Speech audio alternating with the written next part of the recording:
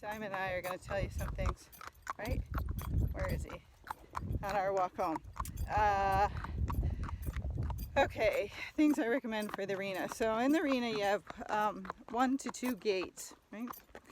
Lots of people like to stop at the gates and talk to their friends. Or the horse wants to go there, so they stop there. I never stop at the gates and I never talk to people at the gates. The horses know that's the way out, that's the way back to their stall. So what you don't want to reinforce is bad behavior and them wanting to stop at the gate. So when I get to the gate, if they ever slow down, I'll stick a little spur in them and make it uncomfortable. So they know, they shouldn't slow down at the gate. If they keep doing stuff at the gate, well, first of all, I always make sure the gates are closed. Unless you're up for a challenge. Like I like a challenge, so I'll leave them open. But everybody else, I recommend close those gates because once they get you out there, it's hard to get them back in. But if they slow down at the gates, so one is a little spur. If they're really attracted to those gates,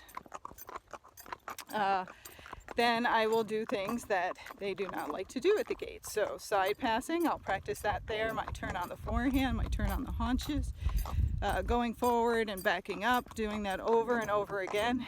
And then when I rest my horse, I do it somewhere else in the arena, somewhere they're spooky, somewhere they don't like to go. So it makes that area better and makes the gate not so good. Okay? So you're always trying to make what you don't want the horse to do, make it uncomfortable for them. Because if it's uncomfortable and they have relief somewhere else, they're going to sooner or later look for that relief. But you have to be consistent on doing that.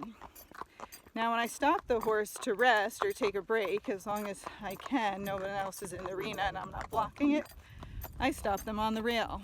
Because by stopping them on the rail, they want to stay on the rail because they know sooner or later you're going to stop there. That's why old horses want to go in the middle of the arena, because that's where people stop, take breaks, and chit-chat. So the horse is always drawn to get into the center of the arena, because once they get there, they know they can stop. And once they stop, they know if the person's not a good rider, like it's a beginner, they can't get them back out on the rail. So again, when you're working with horses, you want to use your mind, but it's not so much that you need a ton of horse sense. You just kind of need common sense. Like, hey, what would make him not want to go there? Like Simon just walked past me because I'm talking. So what would make him want to back up? Well, maybe if I wave this thing in his face, waving this, he won't like it and he'll want to move away from it. See how that works? But you got to be consistent. Every time they walk up on you, you make it uncomfortable. Every time they go to the gate and they want to leave, make it uncomfortable. Same thing, you're leaving the barn, the horse doesn't want to leave, right? You might have to put a lot of pressure on him and get after him with your leg, your spurs, your stick to get that horse to leave the barn.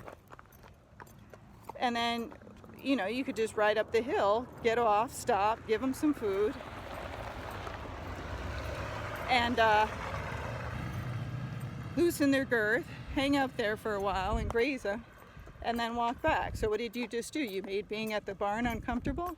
You made being out on the trail comfortable and pleasant for them. So they're going to want to go. Now again, it might take you 10 times for them to realize that. And then over time you go further and further and then you can actually start trail riding. But make it uncomfortable for them when they're doing something bad and comfortable for them when you're trying to get them to do something for you or correct. All right, that's the tip of the day.